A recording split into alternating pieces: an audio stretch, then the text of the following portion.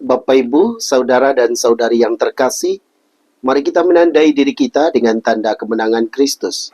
Dalam nama Bapa dan Putra dan Roh Kudus. Amin. Allah yang Maha Kuasa dan Kekal, kami bersyukur kepadamu atas semua anugerah yang Engkau berikan kepada kami. Dan kami mohon kepadamu, urapilah kami masing-masing dengan Roh Kudus, agar Roh itulah yang mengajarkan kami untuk berdoa, untuk mendengarkan firman-Mu, dan berusaha untuk melaksanakannya dalam hidup ini. Ya Bapa, inilah doa kami, yang kami naikkan ke hadirat-Mu dengan perantaran Kristus Tuhan kami. Amin. Tuhan bersamamu, Dan bersama rohmu. Inilah Injil suci menurut Lukas. Dimuliakanlah Tuhan.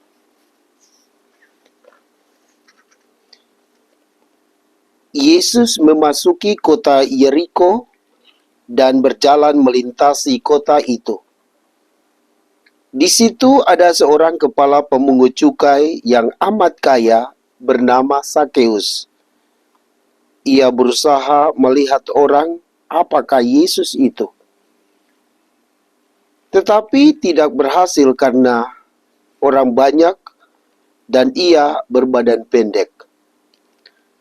Maka berlarilah ia mendahului orang banyak, lalu memanjat pohon ara untuk melihat Yesus yang akan lewat di situ.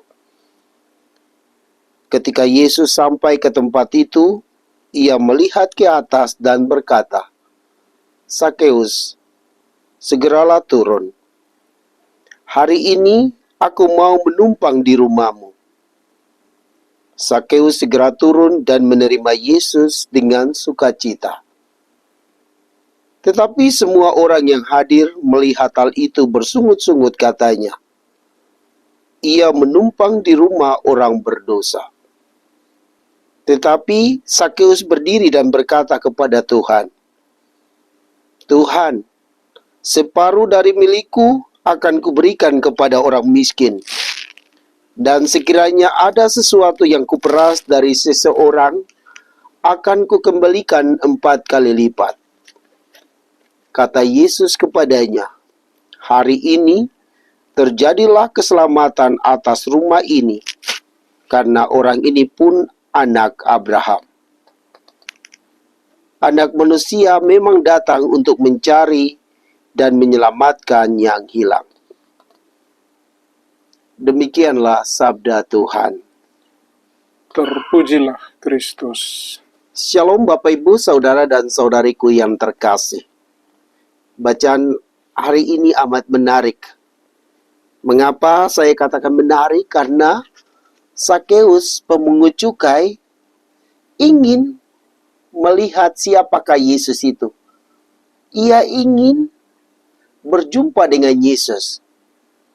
Walaupun ia mempunyai kekurangan, badannya pendek, dan dia tidak bisa langsung melihat Yesus karena banyak orang ada di depannya, maka ia berlari-lari untuk memanjat pohon ara dengan harapan untuk bisa melihat Yesus, untuk bisa mengenal Yesus lebih. Lalu apa yang terjadi? Ketika Yesus tiba di dekat pohon di mana Sakeus berada, Yesus katakan kepada Sakeus, "Sakeus, segera turunlah. Aku akan menumpang di rumahmu." Dan ketika Sakeus mendengar kalimat itu, ia bersukacita. Ia segera turun dari pohon, lalu bersama Yesus ke rumahnya. Mereka mengadakan perjamuan bersama. Dan saat-saat itu, orang mulai berpikir negatif. Mengapa Yesus makan bersama orang berdosa? Yesus tidak menanggapi hal itu. Justru yang menanggapi adalah Sakeus sendiri.